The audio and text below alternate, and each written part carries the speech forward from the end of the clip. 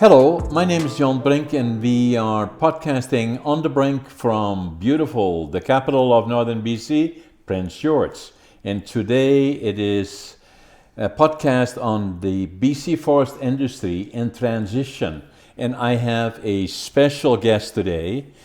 His name is Pat Bell, and I've known Pat for probably more than 20 years, I would think, if not more than that. And the other interesting thing about Pat in particular is that he's been very involved with the BC government, and in fact was elected in 2001 as a member of the BC government, and and was there for about 12 years. But including in that he was also the Minister of Forest, and we also going to talk about that and a number of other things. Pat, welcome to my show. Well, thank you so much, John. When you said that you had a special guest, I was looking around and thinking, well, who else is here? It's you, Clearly can't be me. So, no, it's a real pleasure to be back for a return visit, because I was on one of your earlier versions Absolutely, of your podcast as well. A virtual one. Yeah. And then, for me, it's a special day today because, I turned 82 today. Can you believe it? November the 1st. John, when I think back to how long we've known each other, you said 20 years. I'm sure it's much longer than that, probably more like 30. And I was thinking your hair was dark and I had some hair when we first knew each other. So it's, I mean, you're a tribute to everyone. I think we should all aspire to be as healthy and look as good at 82 as you do. So good on you for whatever you're doing. Yeah, I'm trying to stay alive. I want to die young, being old. That's the objective. In the meantime, and just kind of joking about it a little bit, as you well know, there's nothing more important than health. Mm-hmm. And you had a bit of exposure to that in 2013 when you had to make a decision to kind of step away from politics. We'll talk about that a little bit later, a little bit more. But so you're well familiar with, the importance of being healthy, physical, mentally, obviously as well. But the first thing is being physically healthy and remaining to do that. And then just talking about the past a little bit, Pat, that we've both been involved in politics. And then I always remember, when I was involved somewhat with the BC Socrats that were in power here forever, virtually. Mm-hmm. And then and then at one time, mutual friends of us, Dennis Jackson, I ran into him and he downtown someplace, and I already had the mill, and I was a mill operator. And Dennis said to me, "Why don't you go with me to the AGM of the local riding up in George North?" And I said, "Okay." So I went with him to the local riding. And then I'm sitting there and say hi to this and I'm just there to watch, right? So, and then before you know it, there was an election. And then they said, "Okay, well, I'm nominating John Brink to be president." I said, "What?" And seconded, and then before you know it, I was the president of the riding. Well, John, everyone knows, and it's just demonstrated here already, that you talk with your hands. And you have to be careful in two places. Any political meeting where you might be volunteering, and an auction. Exactly. So I know you have to be careful of both of those. But exactly. It's, if it wasn't for people like you and other volunteers who commit themselves to being supportive in the political world and being riding association presidents and working as treasurers and then maybe running at some point, we'd be in not a great place. Canada was founded on the basis of volunteerism.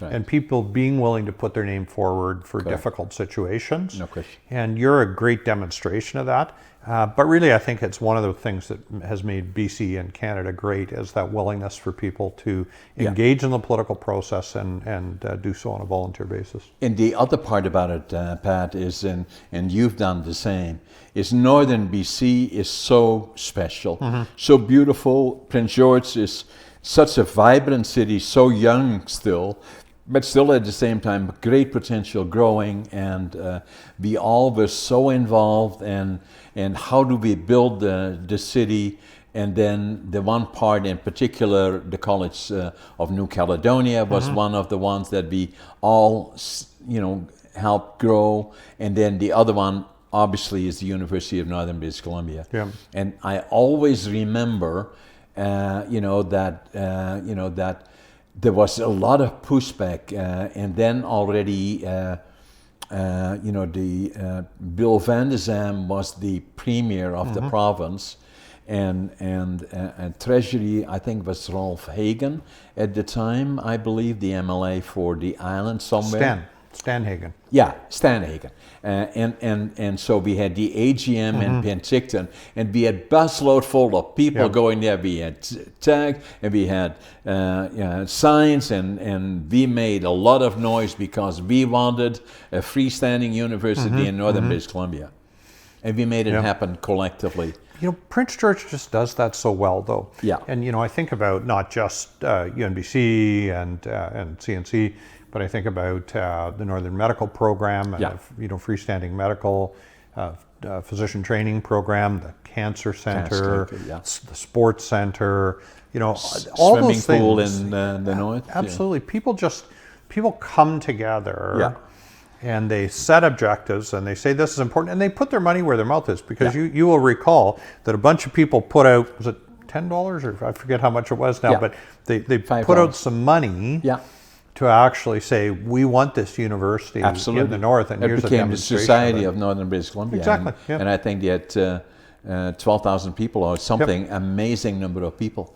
So the other thing so unique about it is that when during some more difficult times, when we had all the fires in the area, 18 and 19 in particular, I think 2018, 19, it was Prince George taking a leadership role in helping the surrounding communities. And I don't know how many thousands of people were welcomed in to Prince George, and that really, in adversity, brought everybody together. And I think that's unique about Northern British Columbia. It's interesting. That example is a great example, but there are other ones as well. One of them was the 2015 games that we wanted to host here in Prince George. Absolutely. And I was part of the bid process when I was in government, because of course that happens way before the actual games. And I remember going to the committee that was working to bring the games. Every political stripe was in that committee. We all put down our weapons and said, this is for the good of Prince George. And we made it happen. And it was an incredibly exciting couple of weeks. No question about that. When we had that. So, it's interesting, because there are times that we have political foes and we're kind of fighting with each other. But there are many times when we say, this is in the best interest of Prince George. Put all those things down, forget about them. Let's pull together and make it happen. The university is a great example. The College Medical Center, the 2015 games. And the future will be the same. Because that's who we are, right? Exactly. And the other part that I thought was unique is that and obviously you are very much entrepreneurial. You acquired Wendy's for one. The Wendy's restaurants, one here on Victoria Street, another one on the bypass, and you did a number of other things. You drove logging truck, you were a logger for all intents and purposes, and you've done the whole area. And then the one thing that was very interesting then is in 2000 and 2001 in particular, there was an election again, and we both were involved in the BC Liberals, and you get to the point where you have to walk the talk, right? And so I had been a riding president. You were very involved and were approached about potentially running for the BC Liberals in Prince George North, and you threw your hat into the ring, and then I made the choice as well to run in Prince George Mount Robson together with Shirley. And you were successful in Prince George North. The whole experience of going through that is unique. You know, yeah. that I had been a riding president, but I had never been involved really in an election where somebody's going to win. And in my case, Shirley won. I'm glad she did. She's has been a fabulous fellow, and still is today, a fabulous representing the North in government, and rose right to. Well, deputy premier. She was acting, or she was leader of the opposition. Yeah, and deputy premier as well. John, I was going to say, you know, if it is only for fate that I'm not sitting in that chair and you're not sitting in this chair, because if you had decided to run in Prince George North, I'm sure you would have won. And if I had a run in Prince George Mount Robson, I'm sure I would have lost to Shirley. So you know, maybe the roles would have been reversed. So I think, and at the time, I think you were actually living in Prince George North and I was actually living in Prince George. So somehow we got our wires crossed. You're absolutely right. You know, so, and that is the process of deciding where do you run. And I think the difference in votes between myself and Shirley was 63 or so. I don't think so. It was the swing was 36 votes. Exactly. My recollection was even fewer than that. But yeah, it's, you know, it's, and I'm not sure who the winner and who the loser is in all this. Whether you know, maybe you were the smart one to run against Shirley, because she was an unstoppable force. Yeah. That was going to win. It didn't matter whether it was you, me, or who it was. Yeah, she was going to win that. But seat, it was an amazing experience, and you know. But the other part was is interesting for us collectively as Northern BC individuals, but BC Canada individuals. If I look at the politics across the line in the States, we are, I believe, civil. Yeah. You know, that I didn't want to lose, you know, and but I called Shirley that evening, and ever since that time I've always been close to her, and even still today, you know, we are friends, and for sure. you know, and you know, so then I look across the other line and I say, oh my God, how mean it gets there. That it's a blood sport. And we're seeing it right now in spades, of course, during the midterms. So it's been very interesting to watch. But it was certainly an interesting dozen years. You know, John, people often think of me as a politician because that's where they saw me originally. Yeah. And I think of myself as a business person that's been in Prince George since 1988. First and foremost. Who took 12 years off to do a little stint in the political world. I agree. But what an experience, Pat. Tremendous one. Because you went right into the different portfolios. I believe you were into labor as one, and then a number of other senior roles. And one of the ones was Minister of Forest, which you always liked because you and me used to talk about it. That was the one. Because we both looked at it as, okay, John, if you get in, you know, then let's work closely together on forestry, and you know, and we both had experience in it, and you know, and there were lots of opportunities there. So the other thing, and we'll talk about that a little bit more later, but the other thing that, you know, I'm kind of thinking about in your case, being very successful in regards to your entrepreneurship and Wendy's in particular, but then you decided to build the winery on a location across the river from where the mill is.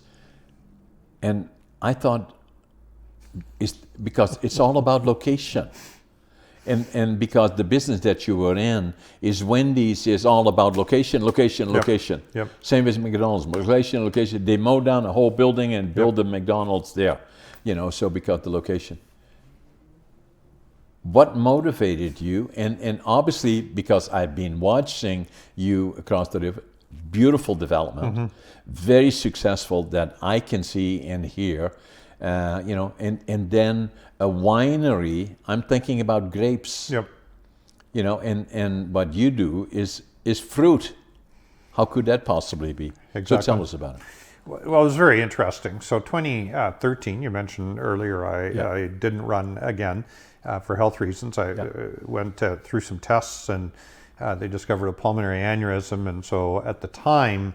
They really, you know, the sense was you should really, you don't want to have any extra stress. You should really, you know, calm your life down. So That was 10 years ago, right? Almost exactly 9. Yeah. Yeah. So- Well, it was so- 10 years ago actually that I was diagnosed. So yeah. How are you doing now? Great. So Are they they checking it regularly? Is so that they the- started out every 6 months. Yeah. I'd have a CT scan. Yeah. And because they were watching it very closely Yeah. to see if it was growing, and now it's every 3 years. So that's a good sign, right? So they have come to the conclusion that it was probably something that I've had since birth. yeah. And Okay. it's just the way I was, and it's probably not something to worry. And they said you might die from it, but you might die by At getting 90. hit by a car or something too, Yeah, right? So, yeah. the long and short of it is, at this point, I'm kind of free to do what I want. Yeah. But I think when I look back at when I chose to leave, I think it was smart. And 12 years is a long time in the political world for anyone. Well, and yeah. there's some, Shirley is a good example, who have been very successful for much longer than that. But I don't think it's a bad idea to kind of have a time limit for yourself. And I think 10 or 12 is a good number. So Well, especially in your case, because you are not a politician yeah. per se. You are an entrepreneur that became a politician. Exactly. So that's where you're. But the strengths question lie. you asked was the winery and where did this all Yeah. come from? And Yeah. I, like any good politician, deviated off Yeah. your question. Yeah. But so in 2013, when I got out, I was 56 years old, Yeah.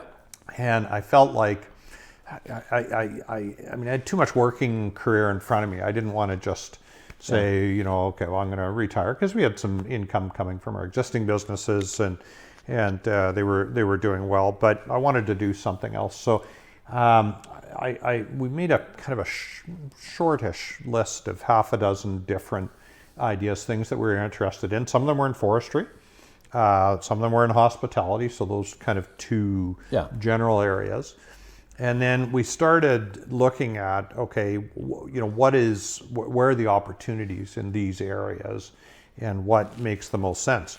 And so we started knocking off, kind of one would fall off here and Yeah. then another one, and we were down to 3 or 4 ideas. And a lot of them kind of revolved around wineries. One of them was build another winery in the Lytton Lillooet area. There's a very successful one down there called Fort Barons right now. Land is relatively inexpensive, so that made sense. One was a fruit winery here in Prince George, because clearly you're not going to grow grapes here. We actually were thinking about doing a paddle wheeler on the Fraser in Chaco as a restaurant. At the Convex? Yeah, well, and the thinking would be during the winter it would just be beached and ashore, Yeah. but during the summer you would run cruises around. So we thought that had some potential. And then a forestry initiative, forestry idea. And I was driving around one day and drove by the lot that Northern Lights Estate Winery is now on, and there was a for sale sign on it. And I thought, I don't think you could find a better site. I mean, tremendous agricultural site, south facing, big hill, acts like a catcher's mitt. So, Prince George is kind of zone 3. That's kind of closer to a zone 4 climate. At that, plus you're on the river. And John, how many times, you've been here forever, I've been here for a long time, how many times have you heard someone say, why isn't there a good restaurant on the river in Prince George? We've got Exactly. these 2 beautiful rivers, we should have a restaurant there. So I spent a little bit of time looking into it, and But most people thought the other side of the river. they did. You're correct. You're Yeah. correct.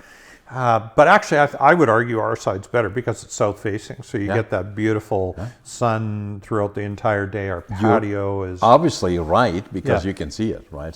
so. Anyways, the property is in the agricultural land reserve, but winery is an approved usage, and if you have a winery, you're allowed to have a restaurant in it. So all those things kind of came together. interesting. Yeah. And I don't want to overstate the restaurant in the winery, because the bigger portion of the business is the winery. Yeah.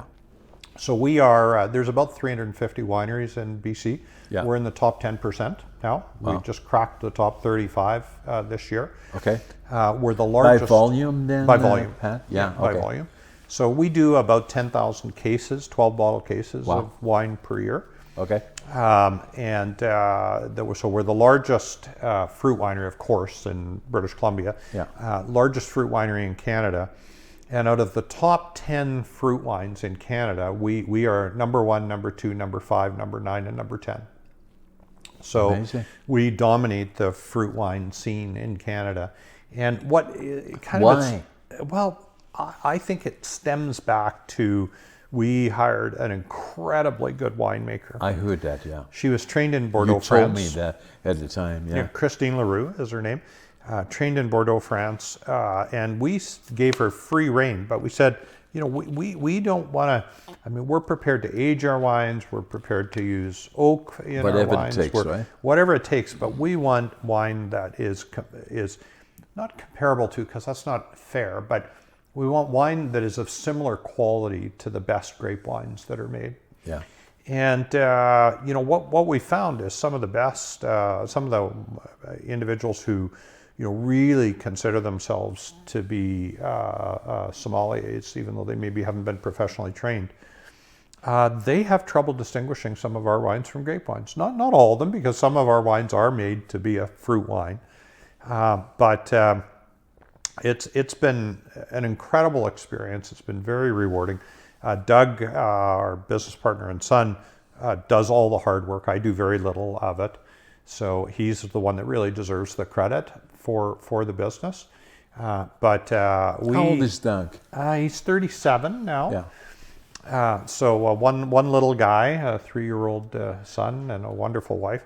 But we are looking forward to the next 3 or 4 years at Northern Lights, because even though, I know people in Prince George look at it as a significant enterprise, and, I think we employ 70 or 80 people right now there, it's going to get that much bigger again. And it won't just be Prince George that's looking at it and saying, oh yeah, I like that Northern Lights winery. You'll be seeing our product. We're already in 300 liquor stores around BC. That number will double. We'll be in Alberta. We'll be in Saskatchewan. So we're very excited about the future of the winery. We think it's going to be great.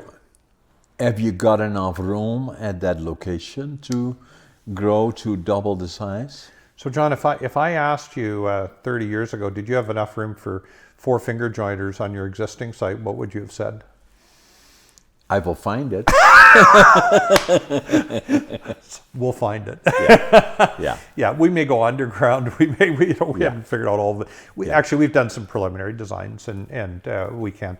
Yeah. That site, I think we have to be very careful of, because it is spectacular. We're just off of Pumpkin Walk over the Halloween weekend. Right.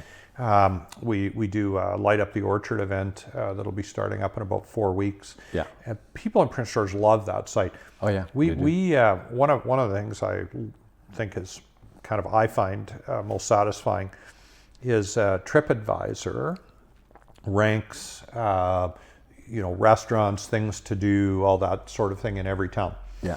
And in Prince George, in the things to do, we have been the number 1 thing to do in Prince George for over 5 years. Took us a year and a half to kind of get to the number 1 spot.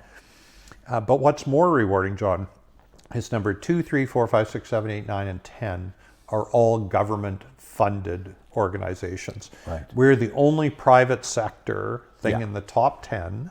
Amazing, eh? And we're number 1, and we've been number 1 for 5 or 6 years, 7 years now. Yeah. So I think it's great that the private sector can build something, do something as an enterprise, and be successful, and have people embrace it and say, we love this place. Yeah.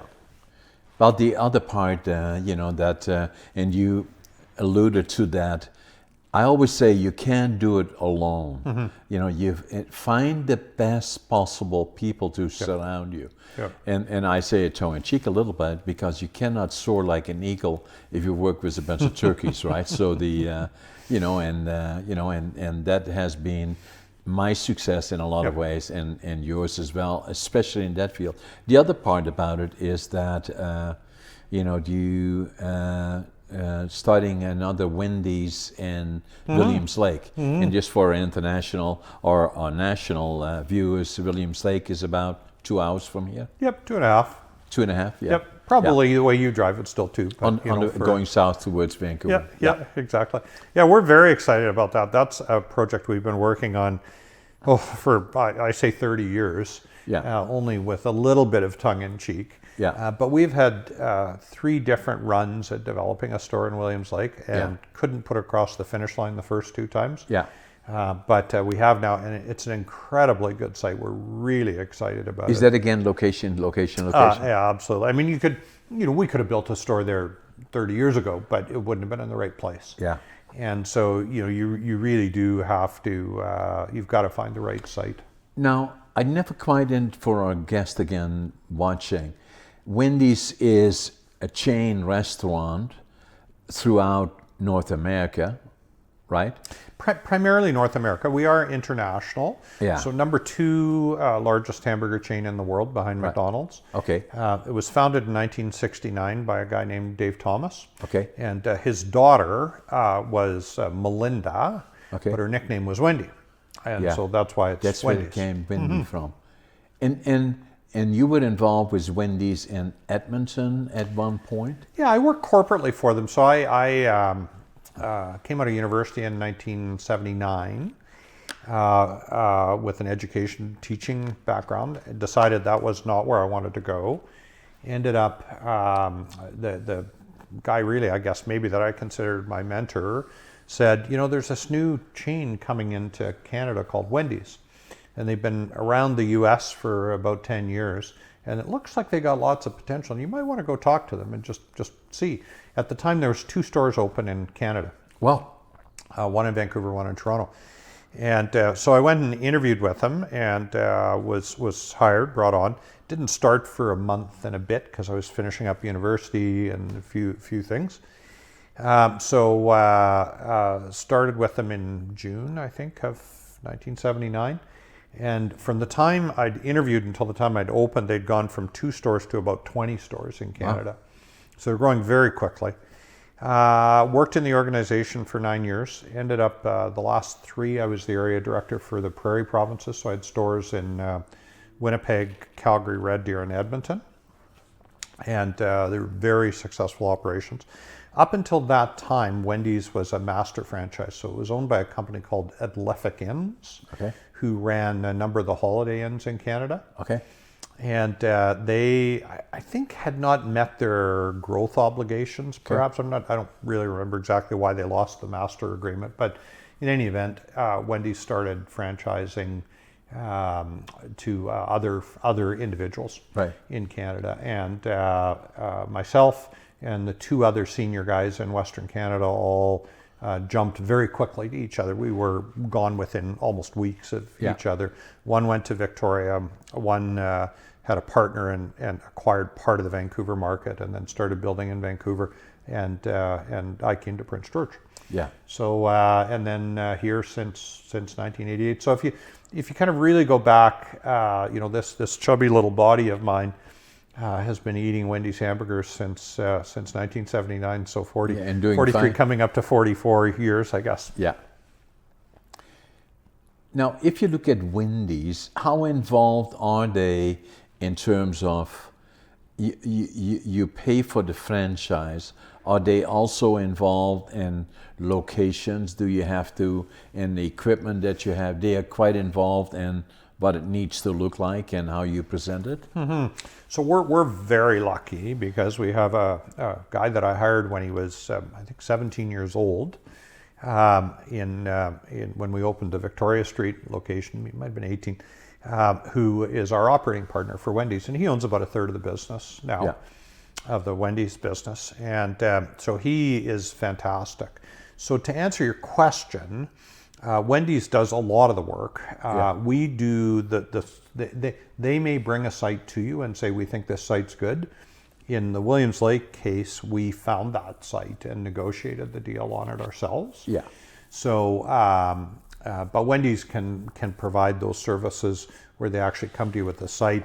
They also, of course, have, because they're building, hundreds of stores every year. So their own as well? They are actually all franchised now. Okay. When I started with them, they were about 2/3 company and about 1/3 franchise. Right. And then it flipped and became 2/3 franchise, 1/3 company. Right. And I think it was about 10 years ago, they made the decision to sell all the company stores, Yeah. strictly become a franchisor. Yeah. And that's seen some real growth since they've done that. The Yeah. franchise community has come together and built a lot of stores. Yeah. So you have a detailed list, who the suppliers are, what the pricing is. So it's a relatively simple thing to build a new store. Yeah. As long as you have the capital requirements to do it, because of Yeah. course it's not cheap. So No. Interesting. yeah, it's a good setup. Yeah. So and then so from just listening to you, then you are in a real growth mode where you're doubling virtually in size on the Wendy side, and then you plan to double in size on the winery side, and obviously very successful. You have the model already. It is successful, and just to continue on the same should mean that your company will look totally different in another 2, 3, 4, 5 years. Yeah, I think I'm very fortunate. You mentioned something earlier that having the right people is really key. Yeah. And I'm very fortunate to have the partners, Todd, Lewis, and Doug, our son, really operating the companies. Well, having Doug there is critical, and he's doing a very, very good job. Yeah, it's really key. So, the company, I frankly see the company as being more theirs going forward. And if they kind of want to see ongoing growth, we're well capitalized. We're able to finance the work that we need to do. So, I think there's a happy place, and I'm probably the more conservative one. Right. That asks the tough questions and says, and that's good. That creates the balance, right? Yeah. So I think that's my role. Their role is to push hard. We've got a nice tension there, so it's a nice, healthy kind of. They're pushing, I'm pushing, and we get to the right place. And our two daughters are very involved as well. Diana, our middle daughter, is on maternity leave right now. Just had our 4th grandson, 5th grandchild. Amazing, eh? A month and a bit ago now. Yeah. But she owns and runs Hobby Brews, so that's another one of our small businesses. Yeah, nice. Yeah, and that one is located on Massey and Ospika. Right. So it's you want to make your own wine. You come in, we make it for you. Special. You make your own labels. You can more and more could popular. Supply, I understand. Well, you could supply all of your Christmas wine to all of your employees, and we could put your face on the bottle, John. There's my pitch. Good idea. we have to check that out. So the other part that I like to talk to you about, and obviously we already were talking before this really, that I wanted to get you as a guest to my podcast and talking about your entrepreneurial things in particular.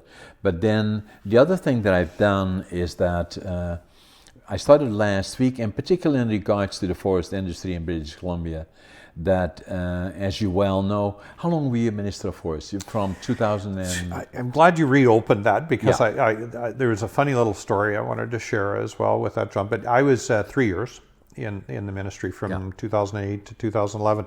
But you will recall that Gordon Campbell stepped aside in late 2010, early 2011, and Christy Clark ran and was successful. Yeah. And so she called me into her house, which was always a good sign, because it meant she wanted you in cabinet. If you got a call, then it meant you were going to be in cabinet. So she called me to her house, and she said, Pat, I really like the work that you've been doing, and I want you to take on the role of jobs, tourism, and technology, and labor was in there, a bunch of other stuff. Yeah. And I said, no, Christy, you don't understand. I'm the forest minister. Yeah. And I want to say everyone in the forest industry wanted me, because that sounds arrogant, but I think I'd built a good connection with you, with people like Hank Hatcham, with Don Kane, with the Tolko folks, and the union folks. And I was pretty happy in forest, and I could have stayed in that portfolio through to the end of my term. Yeah. and and maybe longer. And Christy said to me, "Well, no, Pat, you don't understand. I'm the premier." Yeah. And so I said, "Well, yes, Premier. Can you remind me what the name of my new portfolio is?" So, but it was quite funny because I just had not, I had worked very hard in all the portfolios I was in, but in forest, and I really was looking forward to another 2 or 3 years in forest because there was a lot of undone work. Yeah. And I still feel You're to a mentally degree, ready for it, right? yeah, and we'd moved, I really feel like we'd moved things along nicely in many areas, and I just felt there was more work to be done. But in any event, I enjoyed the jobs portfolio and got to write the jobs plan, which is more or less still being used today. The NDP wouldn't say that, but there's a lot of elements of the jobs plan that's still in use today, and it served BC well. So the one that I liked in particular, because you've been so close to the forest industry already before, because of us, and you've always been close to it, and part of it because you were involved in the logging side, you were a log truck driver, and you're from Prince George, that means you're lumber, right? in manufacturing. So what has happened in the last number of years in particular, a number of things have happened. Some of them are, and I like you to interact with me, ask me questions if you wish. So that's usually how I talk about the forest industry in particular, is that I like being challenged on some of the things that I believe in, and then having your amazing amount of experience in it is extremely valuable for our public to listen to. Is that obviously pine beetle happened. Nature, global warming, call it what you want, but the result was that in early 2000, and probably for the next 10 to 15 years, most of the lodgepole pine in the interior of the province, had died and was gradually getting to a state where it no longer was economically viable to make lumber from it. Interesting part about pine, as you well know, is that it stands longer than most, like spruce beetle is about 3 years, where with pine, it can be 10 years, 12 years. They're still harvesting a little bit of the dead pine that's been dead for 20, 25 years. So, but you're absolutely right. And so what happened then is during that period, and again, what the government or the Ministry of Forest together in the government had to decide to recover as much of that timber before it would become less usable. And where the annual allowable cut used to be around 60 million cubic meters average, and uplifted it as high as 80 million meters for a number of years, and to just deal with that issue of the beetle. And, but then at some point, in particular in the last 5 years, it had to come back. The results of that brought it back to around the 60 million cubic meters. And then from there on in, add to that the other part, spruce beetle, happening in the Peace region. Mackenzie in the eastern part was kind of showing up, further reducing the annual allowable cut. Add to that fires in particular, and then a number of other things happened in addition to all of that. The one was, by law, First Nation was going to get more access to fiber and timber, and then in sharing in revenue, and that's a good thing. That was the, and all of those things then became in motion. So, but already the one thing for me, as somebody that had been extremely active in value-added manufacturing, I've always looked at the forest industry right from the time when I came to Canada in 1965, that I worked at sawmills and I looked at the burner conveyor. Half the logs would go up the burner conveyor. Amazing timber, Then, even in those days, up to about the mid-70s, pine was looked at as a weed. Nobody wanted it. It's all the bigger logs. But then gradually closer utilization came in. A number of opportunity licenses were issued. and a number of other mills developed, in particular around the north area, and then another opportunity, like in my particular case, I started lumber remanufacturing in 1975 as an opportunity, and I saw that as an opportunity that could go much further than that. And I was quite active in it, like in the So John, I want to just stop you for a second, because I don't want to miss the opportunity to touch on something that you were talking about earlier that I think is really important, and you're starting to kind of shift from forestry to manufacturing, which is really important. But on the forestry side, you talked about the pine beetle, spruce beetle, the First Nations tenures that were being issued. All that sort of thing. But there's one underlying principle that I was unable to push across the finish line, and one of the reasons why I wish I had been there for maybe a couple more years, because I think maybe I had a chance to get it. But for me, the structure that we have of our licenses is all backwards. Yeah. Because it's all about cutting trees and not growing trees. The tenure system, as it is. Exactly. And what we need to incentivize the forest industry to do is to grow trees. I agree. And in the U.S. South, as you know, it's all private land. Right. So they are driven by economics. It's the only thing that they're driven by in the U.S. South. Correct. And economics drives them to grow trees faster, more productively, so they can rotate the stands on their private lands and have a better income stream come off of them. Correct. So when I think about that, what it really leads to, because we're not going to privatize land in British Columbia. It's not going to happen. BC, it's 94% of the land in BC is Crown land, 6% is private. Yeah. Big chunk of that private land is actually on Vancouver Island, probably 3% of it's on Vancouver Island. Correct. But we did have a tenure system. We do have a tenure system that incorporates a tenure called a tree farm license. Correct. And some of them are operated very well, some of them aren't. One of the ones that's operated really well that I think people could turn their attention to is the Dunkley TFL. Correct. Just, I guess, around Hickson and south of Hickson. Right. When that tenure was first provided to Dunkley, and I might get the numbers a little bit wrong here, so I don't want people to hold me to them because it's been a while since I've I agree with you, though. Thought about this. The volume that they were allowed to take off of that stand initially was about 170,000 cubic meters per year. Correct. And it's a defined area. It's a specifically defined area. They did a bunch of work on that, and in terms of fertilization, in terms of better inventory systems, about better stand utilization, spacing. All those things to make it grow and they faster took it by from more 170 to close to 300.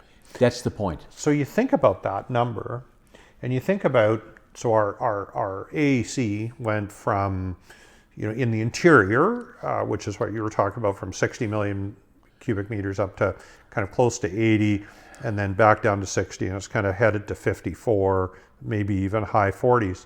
But you change the tenure system around, and you incentivize companies to grow trees as opposed to just harvesting them. And that's the volume off of the land base that we have could easily go back to 60, 70, 80 million cubic meters or more.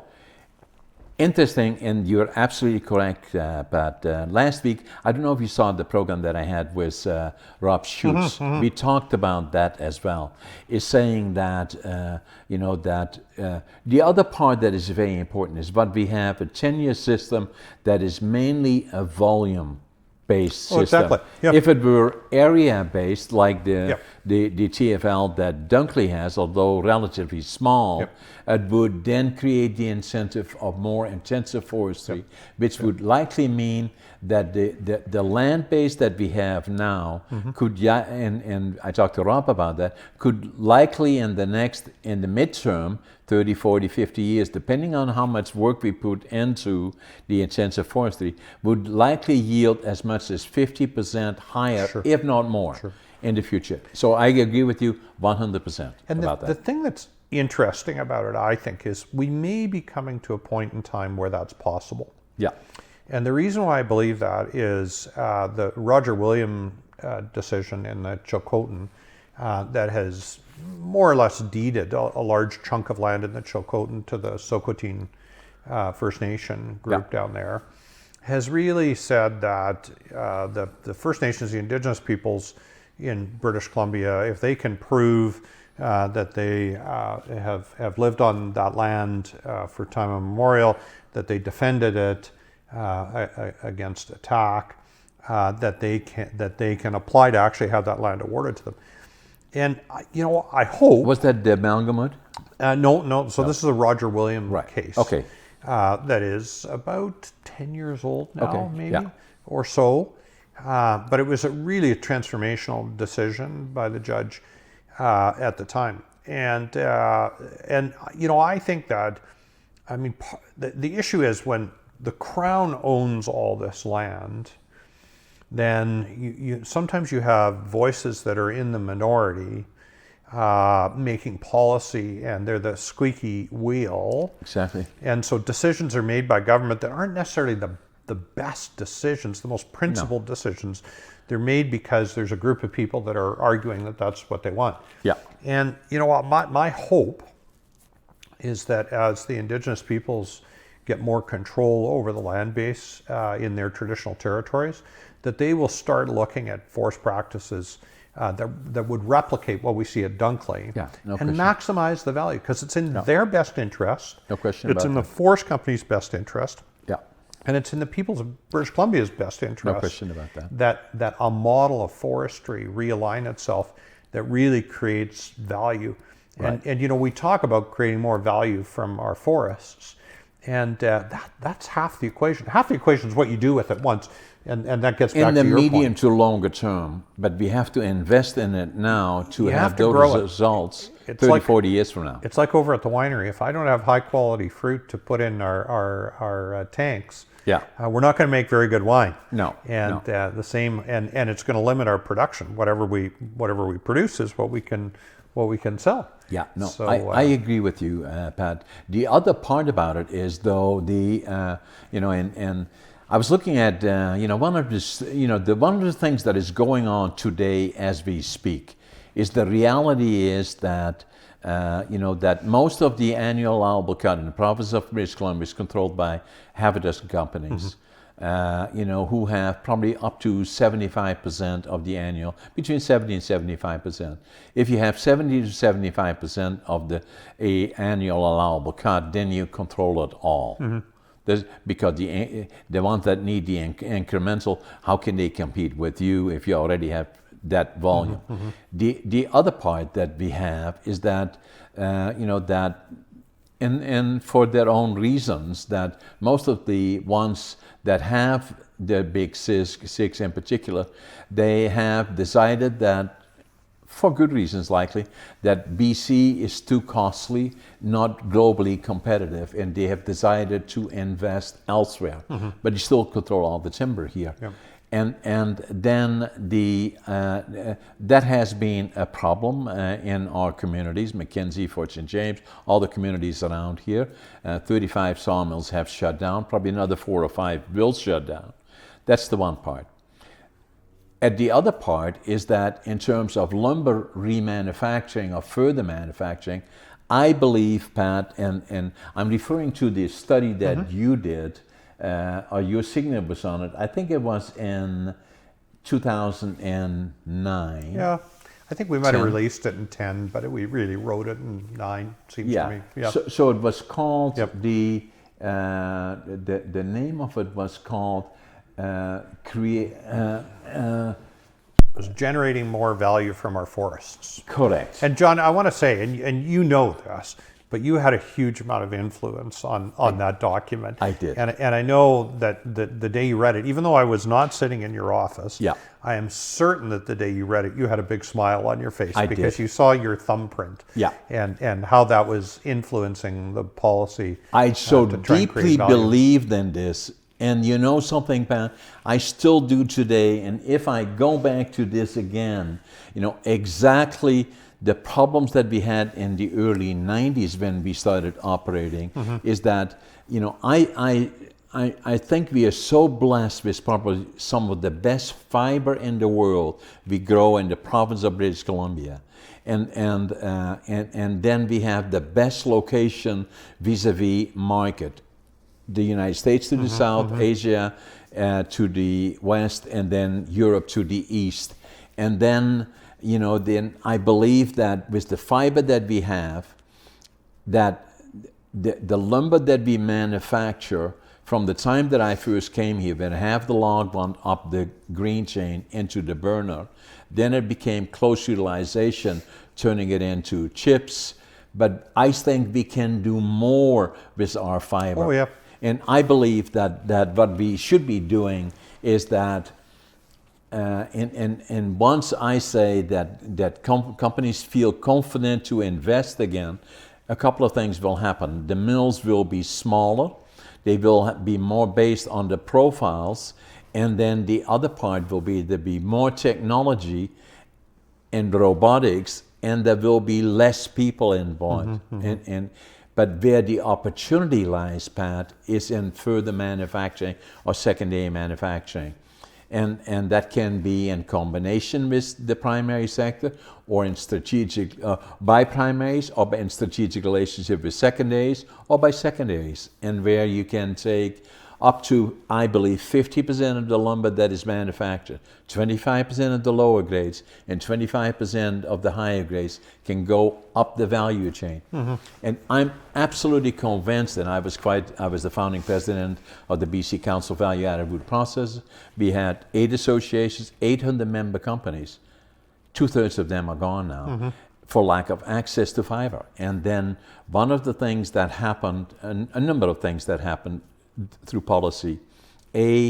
That at the time of negotiating the softwood lumber deal, that we had been quite involved in already. I was involved with 3 negotiations where we got the feds in negotiations with the United States to tax secondary manufacturers on the volume going into the plant, not the amount of value added at the end. They totally forgot about it. It was not part of the last negotiation, so unfortunately, that in a lot of cases meant that they had to pay 20% duties. Yeah. Like a company like Brink Forestry has $60 million paid in unbelievable. A lot of companies couldn't survive it. And then, the other part that happened is that in our initiative to China, that the Chinese, with all due respect, are smart business people. We in terms of when the markets are average up to as much as 3 million billion board feet annually goes to China. All of it low grades. Very little dimension for obvious reasons, because they're not building houses like we do. What they do is the low grades, they remanufacture it into other products. And I believe that what we have to do in this province is we have to add more value, social and economic, to the resource, and look at opportunities in the value-added sector in terms of how do we stimulate the value-added sector to particularly work with the primaries and then add value in the primary sector in relationships that are strategically aligned between primaries and secondaries. And that will, like a company like Brink that has no timber, we employ close to 400 people. Yep. And it's, I think, again,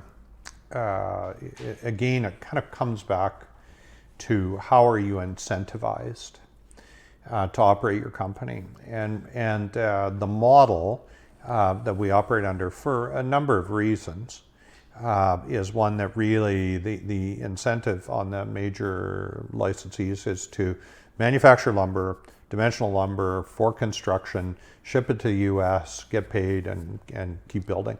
And for a long time, they had a problem with their low grades. And you would take a lot of it, and there would be others that would take some of it as well. But China certainly at one point sucked some of that up, and that appears to have reversed now, and Russia is supplying them with roundwood instead. So it doesn't appear to be as much of an issue. But, I mean, this, John, that economics are a wonderful thing. You've survived on it by being fast on your feet, by being productive, by producing a great quality product and doing it very efficiently. And so if the economics of the business are allowed to operate in their best, the best way, then the businesses will come to the top. And it's a reason why a guy like you has had so much success. Started with $25.47, and today you got 400 people working for you. Kalashnikov's is another, I think, interesting example down the Kootenays. Ken, who's I think kind of retired. I think his kids are running the business now, but very interesting guy. And they got into CLT, cross-laminated timber, in a significant way in the last 3 or 4 years. Yeah, huge opportunity. Had great success. We want to do the same here. So the key, Pat, becomes that even still today, that most of the low grades, the virtually are no low grades available, are still shipped into China, even at cost lower than we would pay. And why is that? Because, and this is not something that I think, the facts prove that, is that that it is easier for a mill to sell 3 months worth of product and then just put it in a can and ship it down there. It drives their economics, right? Yeah. And they because the commodity timber world, the commodity lumber world is such that they're living day to day in pricing. When they can lock in a price over an extended period of time, it works to their advantage. But if we go back to the original report, it talked about a lot of things. One is we have the Wood Innovation and Design Center just right almost beside us here. One of the areas where there is enormous opportunity is in the commercial and institutional sector for construction. Wood represents 90% of the construction in the residential housing sector, but it represents about 20%, or it did at the time that I was there. Maybe that's changed now, but represented about 20% of the commercial institutional sector. CLT, other products. I mean, that's just one. That's just one. But CLT is something that can change that. We have a property on Victoria Street, right across from Kitty Corner, across from the Royal Bank. We want to build a 17-story building, CLT. Yeah, and it's economic. It's structurally sound. It's the engineers have proven it to be viable, and actually better. It was interesting. We did a test after the Beichuan earthquake, which was in China in about 2008, I think it was, that destroyed a huge city.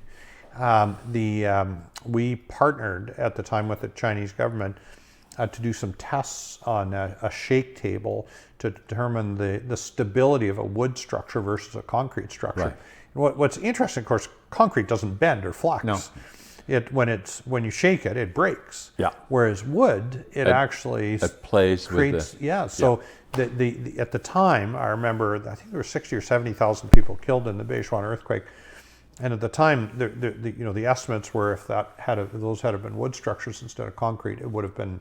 I mean, there still would have been people that would have been killed. But it would have been much lower. So, I think. You've done this very well for your entire working career, but we have to be smart about the products that we produce. We have to be willing to invest in research and development, which generally I think the government does a decent job of. I think sometimes their research and development is done for political reasons as opposed to for economic reasons. But I think there is an opportunity for us to see a shift, and it's interesting because this NDP government talks about creating more value. I haven't seen much action that actually says they're doing that yet. No. They talk about it, but it doesn't, I'm not kind of seeing much movement. But I support the idea conceptually, and I think that they could go back to this report because I think it's as valid today as it was 10 years ago when we wrote it. Oh no, I like it. That's why I like it, right? So because it precisely addresses those issues. And the key then becomes that how do we attract any investment in value-added manufacturing, because there's a huge opportunity, and then in order to do that, there has to be reasonable expectations of access to fiber. And what is access to fiber?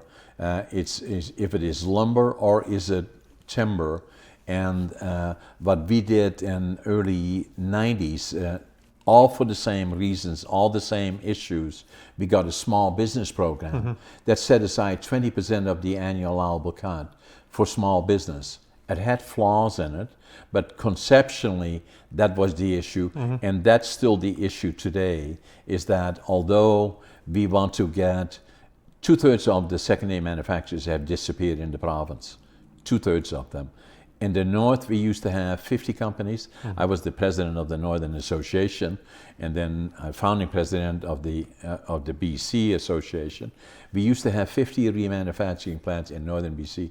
Today, we got less than 3, maybe 4. That's all we have. So let me take you back to something that I think may be helpful over time. And again, a lot of people are afraid of this right now, but I do think it has the potential to solve some of these issues. And that is the whole issue of Indigenous rights and title. And because as that issue unfolds, I believe you're going to see the local First Nations groups are going to have more control over the timber. And that control will not be held in the same way by the large forest products companies. Now, you said something earlier, which is very true, which is that most of those companies have invested heavily in the U.S.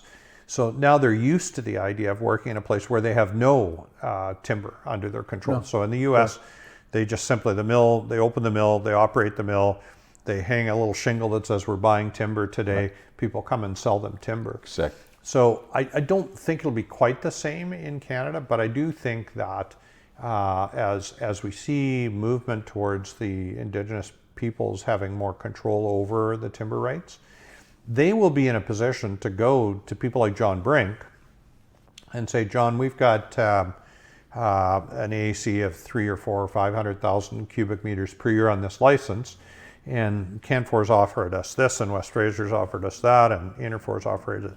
What do you have in mind? What can you do to make this work? And so that a little bit of that delinking that you've talked about lots over the years between the forest licenses and the big companies, I think we may see that over the next 10 or 15 years. A little bit of the challenge there, Pat, is that if like we have probably in excess of $150 million invested in our different companies. We have 3 or 4 of them, 5 of them here. If there is no reasonable expectation of medium to longer term commitments, if it is just transaction to transaction, then... So let me stop you there, because I mean, one of the things I know about First Nations and Indigenous peoples is that they're in it for the long haul. You hear them say that all the time. They are not a transactional society. They don't operate that way.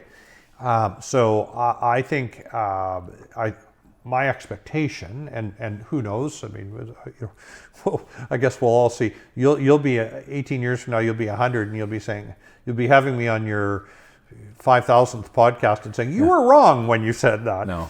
But I do think that our First Nations peoples tend to be long-term thinkers, and if I was a betting person, I would say that one of the reasons why Canfor, West Fraser, and others may have a challenge getting into a relationship with the bands is that they're looking for long-term certainty, and the Dunkleys and Carriers and Sinclairs and Brinks of the world are more thinking in terms of how can I make this business work over a long period of time.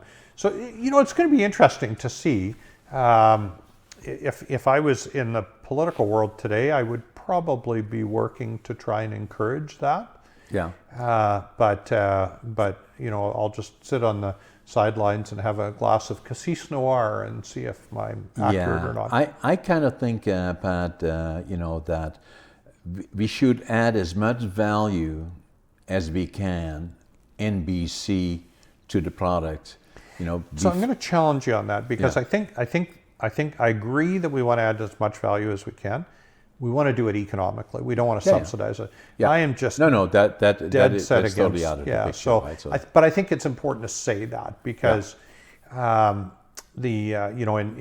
my world and the world of Northern Lights, we have not taken a single penny from government. There's lots of programs we could qualify actually for if we wanted to, because we're farming 27 acres or so right now of fruit, which is pretty big for northern BC, and even in the Okanagan, 27 acres isn't a small orchard. No question. So, but I think that what's critical is we have to add value and create the right structure from a policy perspective, so that the incentive to manufacture products to a higher value point is there. But I don't think you want to, if you just try and force it, you're going to have an uneconomic product coming out the back end. Yeah. Because your cost structure will be all wrong. And the way I look at it, Pat, in the 47 years that I've been in business, I've never taken a nickel from government. Not a nickel. Not even if I were a member of an association, could have billed them for my cost, I never did that. I don't want nothing from them. I simply want to have the opportunity with this precious resource that if you're saying you're not going to invest here, but you control all of the AEC, that's troubling.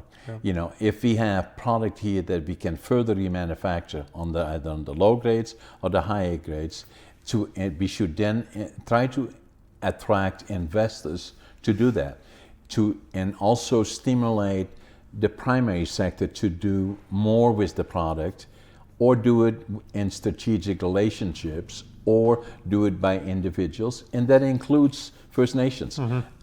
In all the years that we worked together, we have had close relationships with all of the First Nations, still do today. But in terms of how do we attract investment into the industry and further manufacturing, there has to be reasonable expectations of access to fiber. And that goes beyond, well, if you want fiber here, then just call me and I'll sell you a truckload. No, that doesn't happen. I would still argue, and I don't actually know that we're arguing. I think we're saying the same thing. So, but the critical thing is, in my mind, is economics have to drive those decisions. No, they would. Right? And if they do, if economics drives the decision, then you're going to get probably a pretty good outcome. If you're probably going to get a pretty good outcome. It has to be based on that. If that is not what it is, then it will not work. So, and that's a given. When government has control over this, I remember Hank Ketchum came to me one time. He was CEO of West Fraser at the time, largest forest products company in the world. Right. And he didn't like a decision that we made. And so he was arguing that, he wasn't really asking me to reverse the decision, which there was no point, because the decision had been made. But, he wanted to make sure that I knew that he wasn't happy. And I said, Hank, you have the easiest job in the world. And he said, what do you mean? I run a largest forest products company in the world. It's one of the most challenging jobs. I've got tens of thousands of employees, billions of dollars of investment. I said, yeah, but you have one key driver, and that's providing the best return to your shareholders that you can. That's your fiduciary responsibility. That's the expectation. As Minister of Forests, I have to meet the obligations of communities, of the secondary manufacturing sector, the people, of Indigenous people, of unions. I have to take all of those factors. Correct. I don't think he saw it my way. No. Well, he wouldn't. Hank and I got along really well, so it was a good conversation. But as long as government controls the tenure, the decisions are going to be made that aren't necessarily being driven by economics, and I don't know that always gets the best outcome.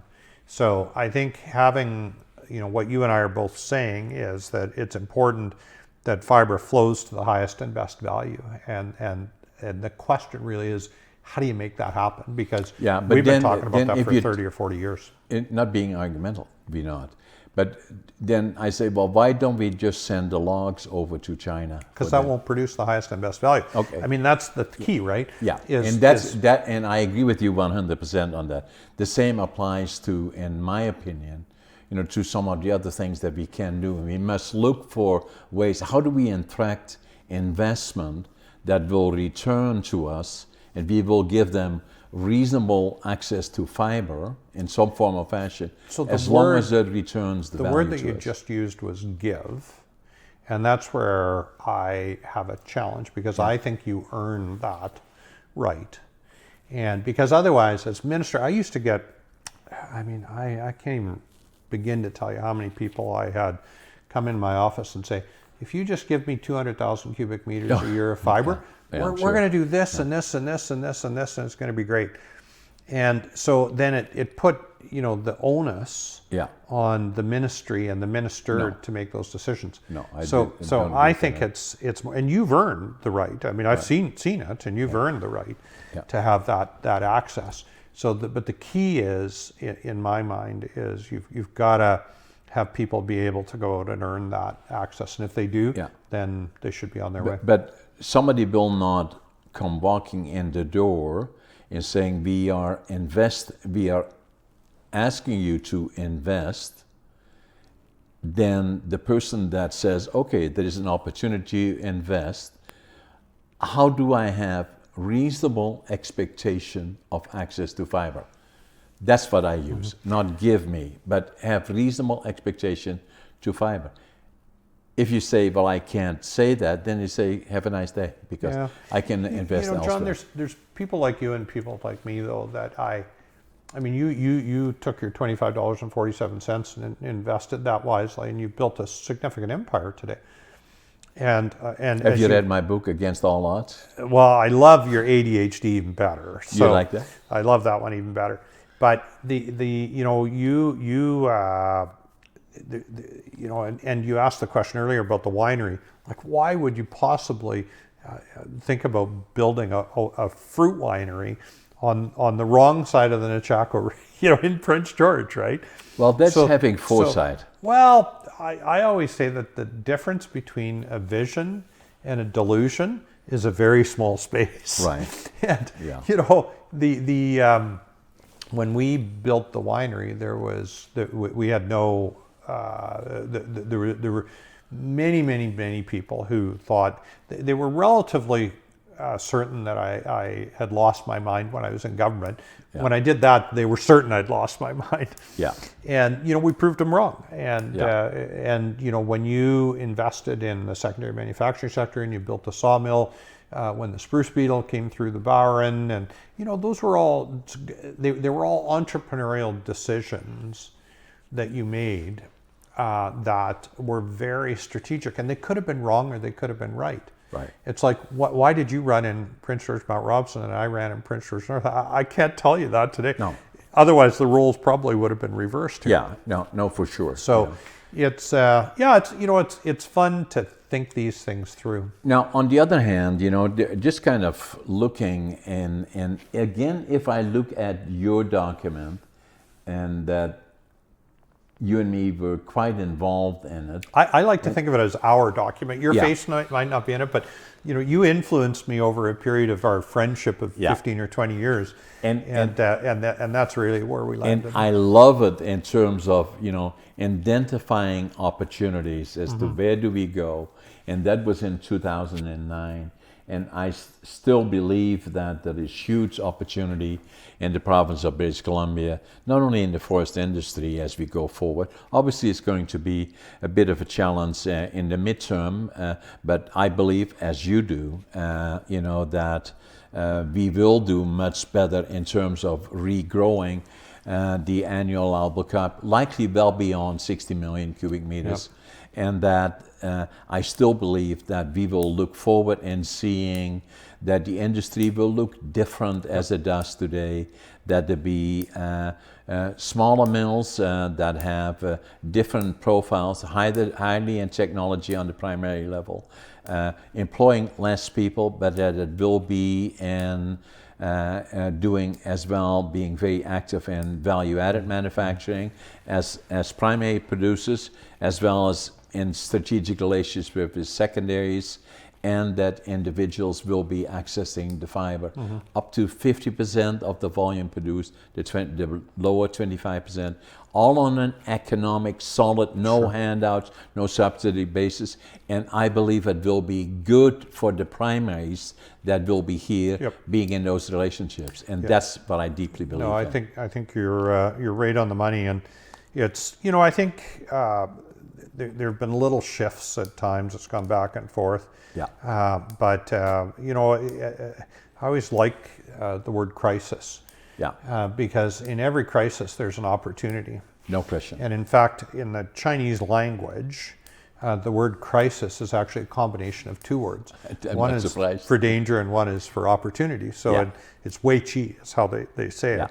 And someone will write in and say, no, you said it wrong, which I probably did. But in China, virtually the oldest society on the planet, they believe that every time there's a crisis that comes along, there's lots of danger associated with it, but there's also lots of opportunity. No question about that. And when we're seeing this big fall down in AAC, there's going to be a whole bunch. It's not going to be you and I. No. But there's going to be a whole bunch of young entrepreneurs that are going to come up, and they're going to say, there's something here, and I don't know why those guys didn't figure it out before. But when times are good, it's hard to make change happen. It's only when times that are tough that you actually can make change. When people sit up in bed in a cold sweat and say, tomorrow I have to meet with the bank, or what am I going to do? Where do I go? Right? And I think this downfall in AAC actually may trigger that. And I believe I'm hopeful that it will. So, we'll see where it all goes, right? I know you won't be an innocent bystander because you'll still be working hard. But I'm going to enjoy the process over a couple of glasses of wine and watch things unfold. Pat, it has been a pleasure again meeting with you, and be going to do this again. Absolutely. So, it's always a pleasure, John. Thank you for being my guest. Thank you. Yeah, thanks, Pat.